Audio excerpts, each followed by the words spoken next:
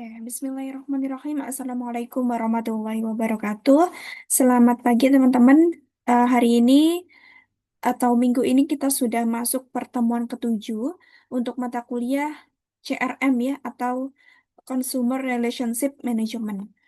Di mana pada hari ini tema materi kita tentang program dan juga alat pengukuran kinerja CRM. Jadi ada program-program yang diterapkan oleh perusahaan untuk menerapkan CRM, untuk menerapkan bagaimana manajemen customer yang baik, kemudian juga alat-alat apa saja sih yang digunakan untuk mengukur kinerja dari CRM tersebut.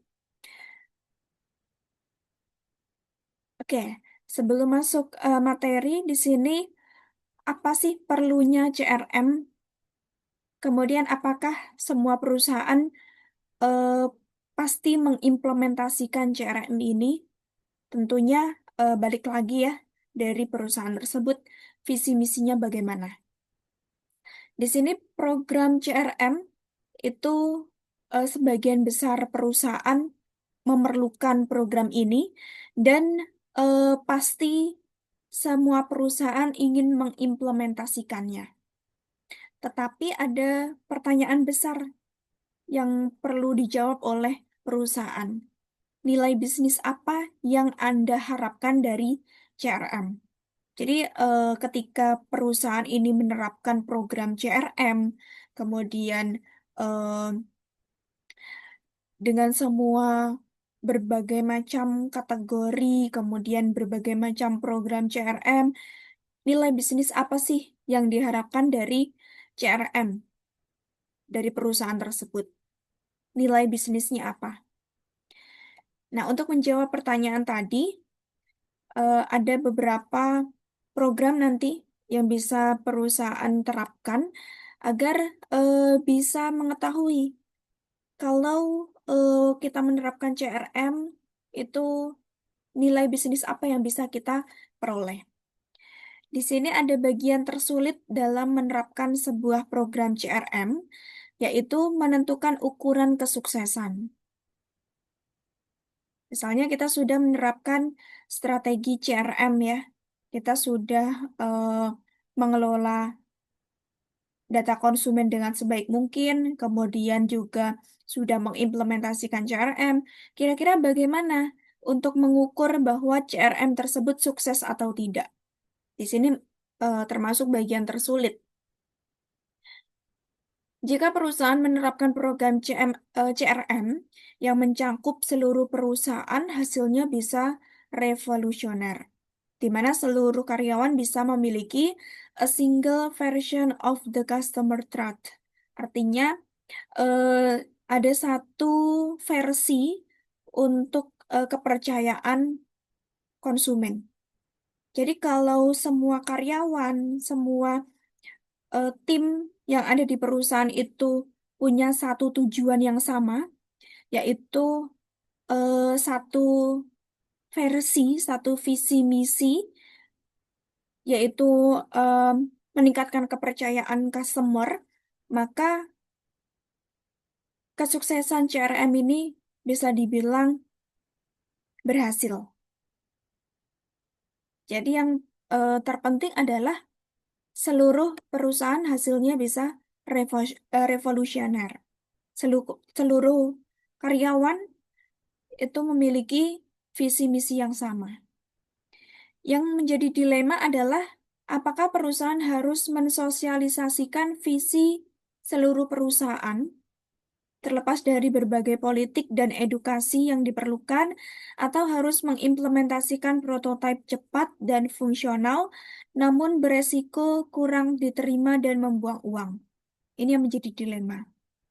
Tadi kan kita pengen ya agar eh, program CRM itu sukses. Nah, di mana kunci kesuksesan CRM itu adalah di mana seluruh karyawan itu punya visi misi yang sama, yaitu meningkatkan kepercayaan customer. Nah, cara yang bisa ditempuh perusahaan em, untuk mendapatkan atau meraih tujuan agar seluruh karyawan ini punya visi yang sama, yaitu dengan sosialisasi misi, sosialisasi visi. Di mana di sini juga pasti butuh biaya yang tidak sedikit. Kemudian ada resiko bahwa mungkin ada beberapa tim yang tidak menerima sosialisasi tersebut. Ini adalah resikonya. Kemudian ada beberapa faktor kesuksesan CRM. Yang pertama ada initial trigger atau pemicu awalnya. Di sini sebagai pemicu awal, idealnya para direksi dan juga eksekutif membaca tentang CRM dan memahami bagaimana keuntungan CRM dalam menambah keunggulan bersaing. Jadi, kesuksesan CRM itu salah satu faktornya adalah pemicu awal. Sebelum kita membuat program-program CRM itu, apa sih yang perlu dilakukan untuk mensukseskan CRM ini? Yaitu di sini para direksi dan juga eksekutif memahami tentang CRM dan juga keuntungan CRM itu apa. Kemudian yang kedua ada faktor sponsorship, sponsor ya, pendukung. Nah, di sini terkait dengan tim eksekutif cross-functional menyadari bahwa CRM merupakan kebutuhan untuk bersaing. Kemudian ada definisi objektif.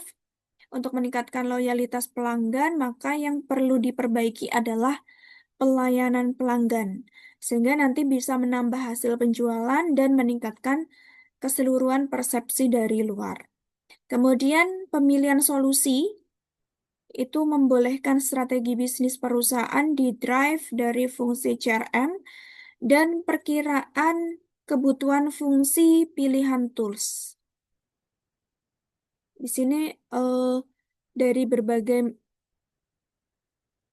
berbagai listing atau daftar solusi itu solusi terbaik mana yang dipilih berdasarkan fungsinya dan juga perkiraan. Kemudian ada faktor lingkungan operasional. Di sini terkait dengan infrastruktur IT yang ada, kemudian juga sistem ERP dan juga data warehouse.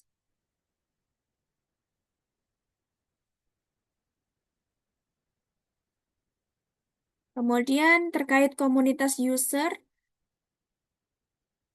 seluruh karyawan di semua level menggunakan CRM untuk keperluan yang berbeda, tetapi keputusan mereka berdasarkan informasi yang sama. Informasi yang sama itu dari komunitas usernya. Kemudian efisiensi, mengkombinasikan efisiensi proses dan integrasi data agar didapat keputusan yang strategi dalam memberikan keunggulan pada peningkatan keuntungan pelanggan, mendongkrak dan penjualan, mendongkrak penjualan dan juga kepuasan pelanggan, efisiensi untuk menghemat biaya promosi agar nantinya bisa meningkatkan keuntungan, kemudian bisa mendongkrak penjualan dan juga kepuasan pelanggan. Kemudian dari segi ukuran, mendongkrak penjualan dan juga menurunkan komplain serta meningkatkan jumlah respon pelanggan melalui berbagai touch point. Ukurannya di sini dari penjualan dan menurunkan komplain. Kemudian, walau akhirnya menuju pada enterprise CRM, visi ini tidak terjadi dalam semalam. Jadi, meskipun perusahaan ini punya visi misi untuk menggapai tujuan tadi, tujuannya adalah agar seluruh karyawan dari semua level itu memahami ataupun punya satu visi yang sama, namun ternyata tidak bisa kita raih dalam waktu singkat. Di sini pandangan manajer tentang bagaimana solusi CRM tertentu dapat memberikan keuntungan jangka panjang bagi perusahaan. Semakin besar kemungkinan yang ia akan mendapatkan dukungan yang dibutuhkan. Jadi pengaruh kepemimpinan seorang manajer dalam kesuksesan CRM itu juga penting karena yang mengambil keputusan itu kan manajer. Kemudian ukuran kesuksesan CRM di sini ada kemampuan CRM yang berpengaruh pada strategi perusahaan. Itu kesuksesannya lumayan banyak ya, 25%. Jadi kalau kita menerapkan CRM, itu pengaruhnya pada strategi perusahaan 25%. Kemudian sukses dalam integrasi teknologi. Integrasi berarti ada eh, menghubungkan berbagai macam teknologi ya. Itu ukuran kesuksesannya 23%. Kemudian meningkatkan strategi partnership itu 20%. Asimilasi CRM dan teknologi lainnya yang berhubungan 18%. Teknologi data warehouse 8%. Arsitektur teknologi 4%. Kemudian keterampilan user 1% dan user desktop 1%. Jadi kita bisa tahu nih teman-teman, ternyata dari ukuran kesuksesan CRM itu lebih banyak yang bukan yang berpusat ke customer di sini, tetapi yang berpengaruh ke perusahaan. Karena memang perusahaan itu kan mencari laba ya, mencari keuntungan. Jadi, bagaimana CRM itu bisa kita katakan sukses jika ternyata kesuksesan CRM itu mempengaruhi berbagai macam faktor di sini, dari strategi perusahaan, integrasi teknologi, strategi partnership, kemudian asimilasi CRM dan teknologi lain, data warehouse, arsitektur teknologi, dan seterusnya. Dan yang terkait dengan user hanya 2% di sini, dari keterampilan user dan juga user desktop. Kemudian intinya, cara mencapai tujuan tidak masalah. Yang penting adalah pengaruh strategis dan kegunaan dari alat tersebut yang mempengaruhi persepsi kesuksesan. Jadi yang mempengaruhi itu intinya adalah dari alatnya, alat yang dipakai untuk mempengaruhi persepsi dari customer. Nih, alat yang dipakai untuk mempengaruhi persepsi kesuksesan. Kemudian untuk skenario implementasi,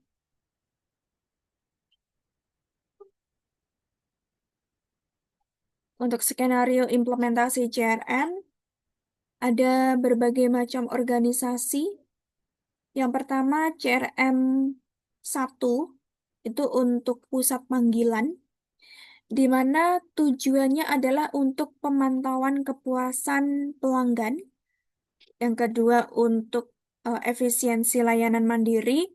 Dan yang ketiga penyelesaian masalah dengan lebih cepat. Itu call center ya.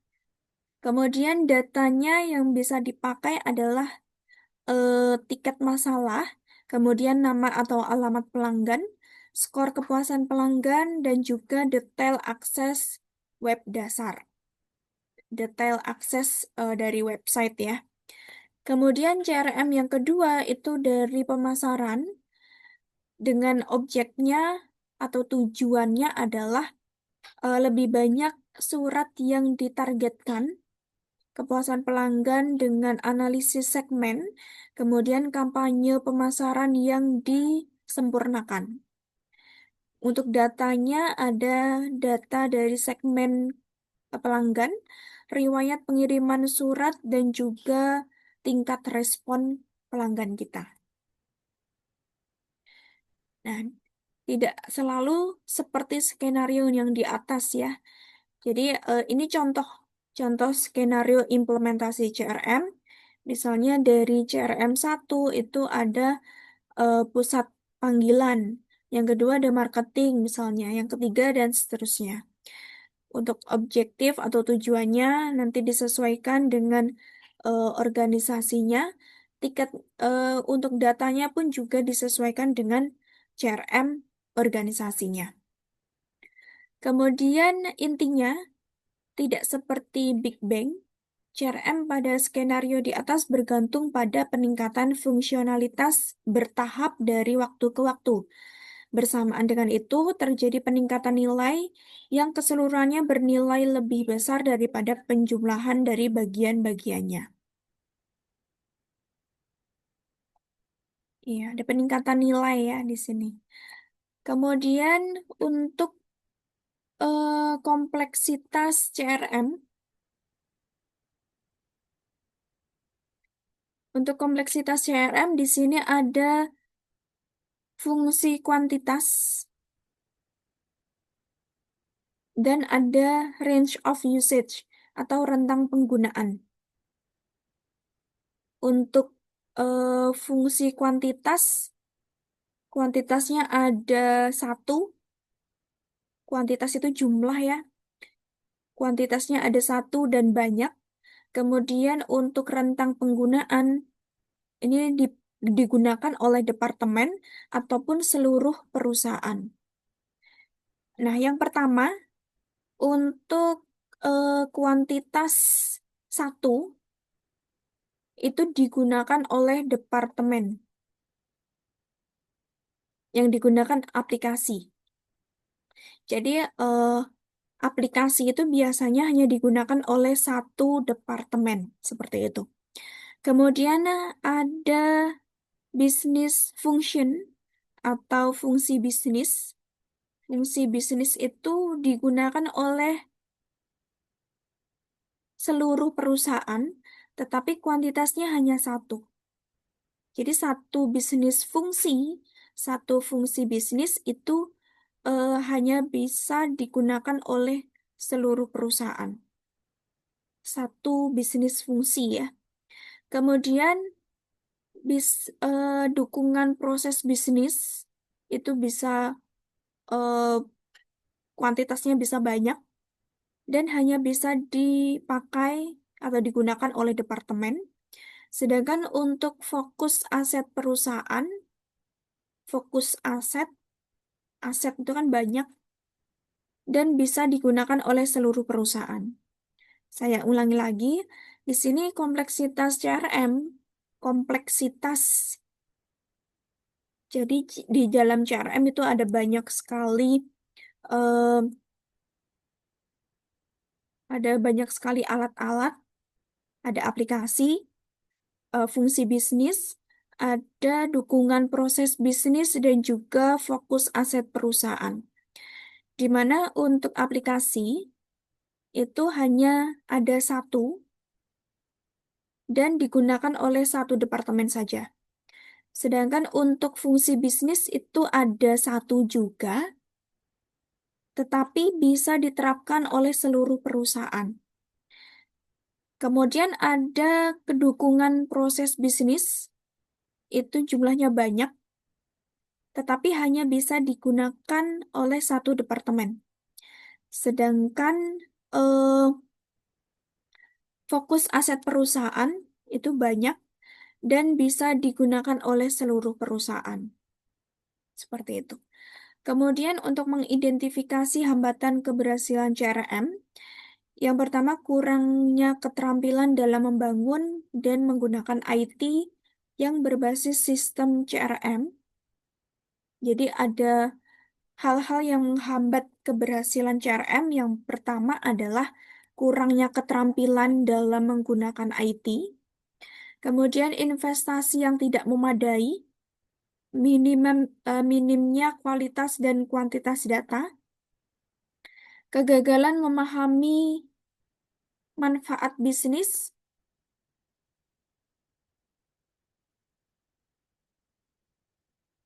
gagal dalam memahami manfaat bisnis, kemudian adanya batasan fungsional, kurang terlibat dalam kepemimpinan, dan sistem pengukuran yang tidak memadai. Ini hambatan-hambatan yang menjadi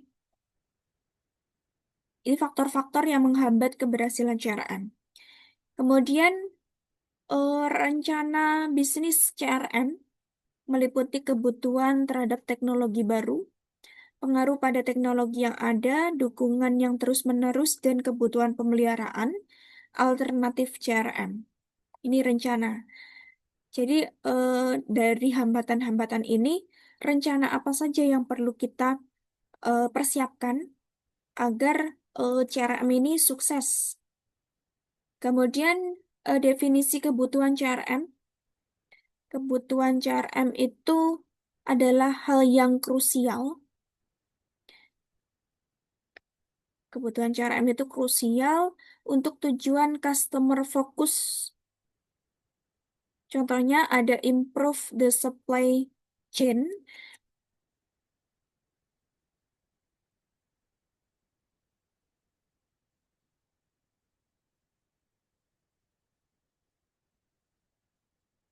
Contohnya ada improve the supply chain.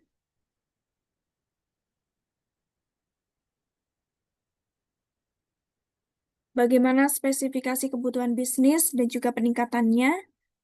Kemudian pencarian kebutuhan dibutuhkan proses panjang dan juga kompleks untuk menjawab pertanyaan-pertanyaan what need, apa yang dibutuhkan, kemudian pain, kemudian problem, masalah apa yang dapat dibantu dengan CRM, dan juga contohnya ada list kebutuhan CRM dari sebuah departemen perusahaan TV kabel. Nah, ini kebutuhan CRM ya. Kebutuhan CRM itu harus disesuaikan dengan tujuannya.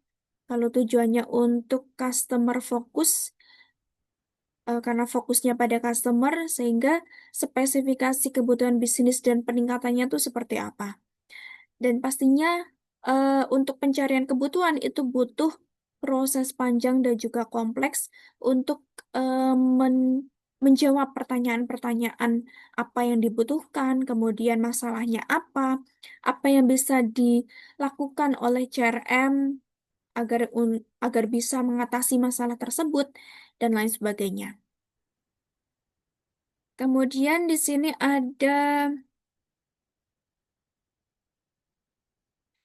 mapping CRM fitur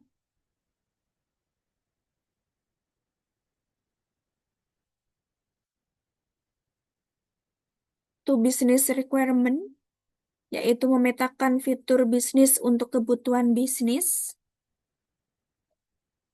Di sini kita memetakan fitur-fitur CRM untuk kebutuhan bisnis. Yang pertama, tujuan bisnisnya itu untuk meningkatkan jumlah pengunjung agar kembali ke situs web yang lebih besar. Kemudian fitur CRM-nya ada di sini. Ada fitur layanan mandiri berbasis website, ada personalisasi, skrip pusat kontak, kemudian ada daftar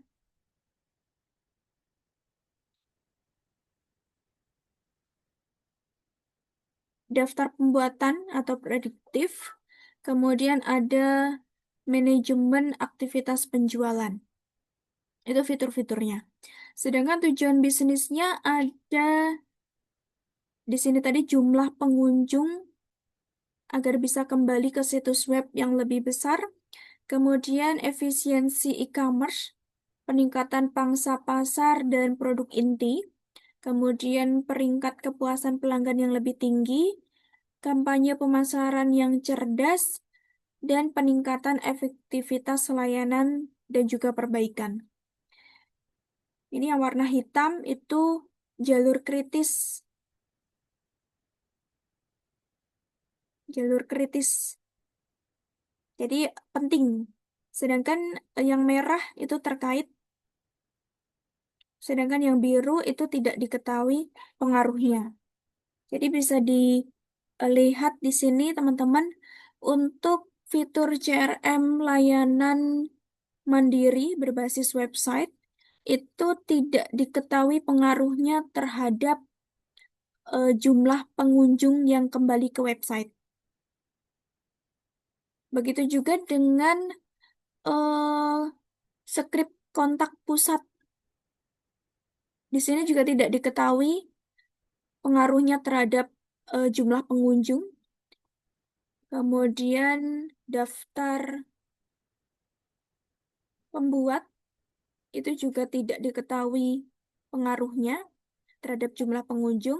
Begitu juga dengan manajemen aktivitas penjualan ini tidak diketahui pengaruhnya terhadap jumlah pengunjung.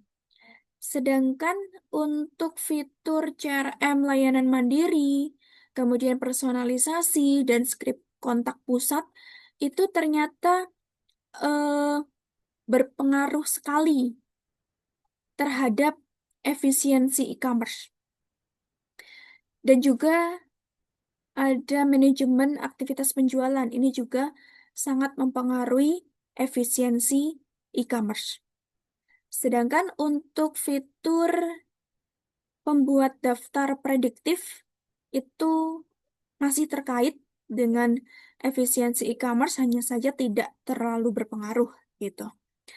Kemudian untuk fitur CRM script pusat kontak itu juga terkait dengan tujuan peningkatan pangsa pasar dan juga produk inti.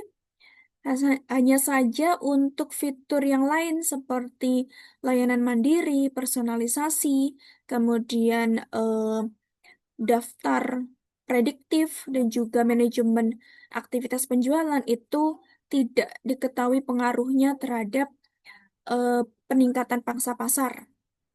Kemudian untuk fitur CRM layanan mandiri, personalisasi, kemudian skrip pusat kontak dan juga daftar prediktif itu sangat berpengaruh terhadap eh, peningkatan kepuasan pelanggan. Sedangkan untuk manajemen aktivitas penjualan itu masih terkait dengan peningkatan kepuasan pelanggan. Hanya saja tidak terlalu berpengaruh gitu ya, tapi masih terkait. Kemudian untuk fitur CRM personalisasi, kemudian ada daftar prediktif dan juga manajemen aktivitas penjualan itu sangat berpengaruh terhadap kampanye pemasaran yang cerdas. Tetapi untuk fitur layanan mandiri dan juga skrip kontak pusat itu masih terkait dengan kampanye pemasaran yang cerdas. Kemudian untuk fitur CRM layanan mandiri itu sangat berpengaruh terhadap peningkatan efektivitas layanan dan juga perbaikan. Sedangkan untuk fitur CRM personalisasi dan juga eh, daftar prediktif itu tidak diketahui pengaruhnya terhadap peningkatan efektivitas layanan. Sedangkan untuk fitur CRM script kontak pusat dan juga manajemen aktivitas penjualan itu masih terkait ya dengan peningkatan efektivitas layanan. Jadi seperti itu teman-teman. Ini untuk memetakan fitur CRM terhadap kebutuhan bisnis. Ini fitur CRM-nya ada layanan mandiri, personalisasi, kemudian ada kontak center, kontak pusat, kemudian ada daftar prediktif dan juga manajemen aktivitas penjualan. Sedangkan untuk tujuan bisnisnya yaitu ada jumlah untuk meningkatkan jumlah pengunjung agar kembali ke situs web, kemudian efisiensi e-commerce untuk peningkatan pangsa pasar, untuk peningkatan kepuasan pelanggan, kampanye pemasaran yang cerdas, dan yang terakhir peningkatan efektivitas layanan. Nanti bisa dilihat dari warna-warnanya. Kemudian 8 area di perusahaan yang perlu difokuskan supaya dapat mencapai CRM. Yang pertama, mengarahkan sumber daya perusahaan terkait dengan seleksi, pengembangan, dan pemenuhan kebutuhan SDM. Ini terkait dengan SDM. Kemudian mengakui pelanggan, memahami dan mengakui keberadaan pelanggan. Ini terkait dengan memahami eh, karakteristik pelanggan kita. Kemudian memperlakukan pelanggan dengan respect, perlu memahami dan memperlakukan pelanggan berdasarkan waktu dan privasi. Perlakukan pelanggan dengan respect. Kemudian membangun kepercayaan.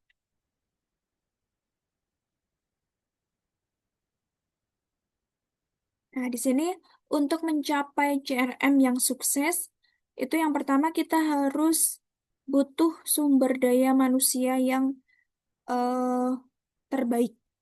Maksudnya adalah yang bisa kita ajak untuk maju bersama-sama agar bisa mencapai tujuan perusahaan. Tadi, untuk bisa satu visi.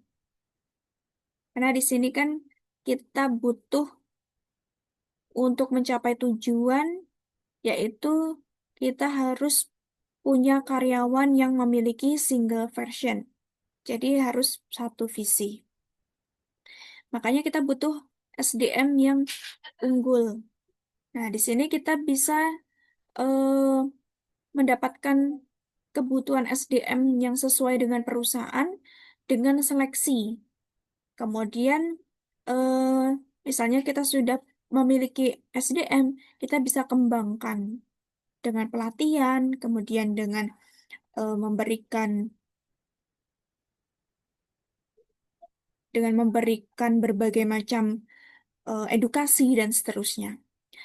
Kemudian memahami pelanggan, mengakui bahwa keberadaan pelanggan itu penting, kemudian memperlakukan pelanggan dengan respect, dengan hormat, karena kita tahu pelanggan kita itu adalah eh, kunci kesuksesan perusahaan. Kemudian membangun kepercayaan pelanggan kita. Oke, mungkin itu untuk materi kita hari ini terkait dengan program dan alat pengukuran kinerja.